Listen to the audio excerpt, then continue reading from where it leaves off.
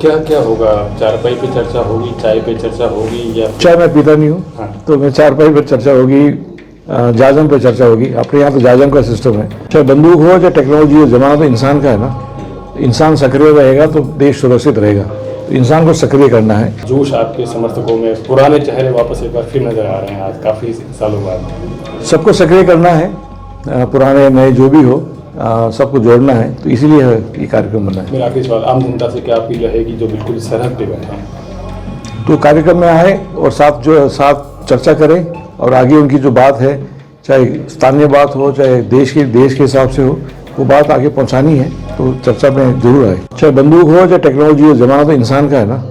इंसान सक्रिय रहेगा तो देश सुरक्षित रहेगा। तो इंसान को सक्रिय करना है, इंसान को जोड़ना है, और मुख्य धारा से जोड़ना है। वही पूछ करेंगे।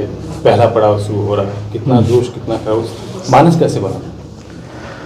मानस तो ये पहले कुछ चर्चा हुई थी जयपुर में 2-2.5 वर्ष पहले, कि पिछले दशक से जो भी कार्यक्रम चल रहे हैं बॉर्डर पे, और उन पर जो प्रभाव पड़ा है, उसको उनको वापस जागरूक करने के लिए, थोड़ी ऊर्जा देने के लिए, सबको वापस जोड़ने के लिए, कार्यकर्ताओं को जोड़ने के लिए और कार्यक्रम को और आगे बढ़ाने के लिए, इस चर्चा से लेकर बात और आगे बढ़ी।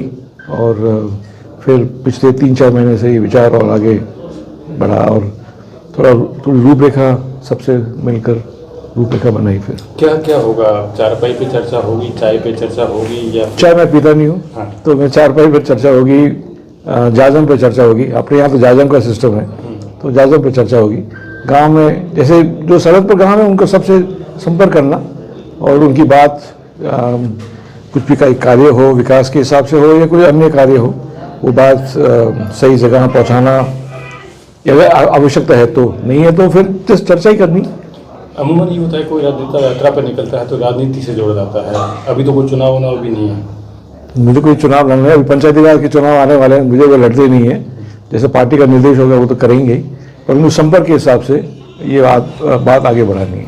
अभी अगर बात करें तो बॉर्डर पे एक बंदूक की चर्चा चल रही है। सर, होना चाहिए उन लोगों के पास में जो सही में पहरेदार हैं बॉर्डर के, जो वहाँ के निवासी है। बंदूक लाइसेंस के बाद फिर वापस आया कि साहब बंदूक का ज़माना नहीं है, टेक्नोलॉजी का ज़माना है, मिसाइलों का ज़माना है। इसको लेकर आप क्या कहें? चाहे बंदूक हो चाहे टेक्नोलॉजी हो, जमाना तो इंसान का है ना।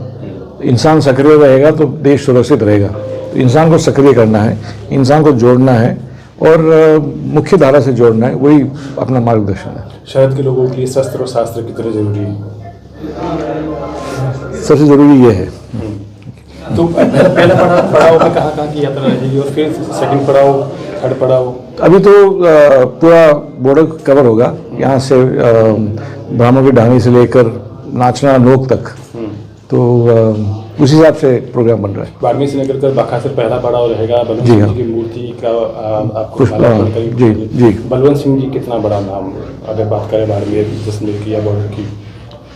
बाड़मेर जैसलमेर की हमारे परिवार के नाम है। तो मैं तो बचपन से उनको जानता हूँ, मिला हूँ, और केवल मैं ही हूँ राजनेताओं में जिसका सौभाग्य मिला उनको दर्शन करने का, और वर्दी में भी मेरी उनसे वर्दी में दर्शन हुई है।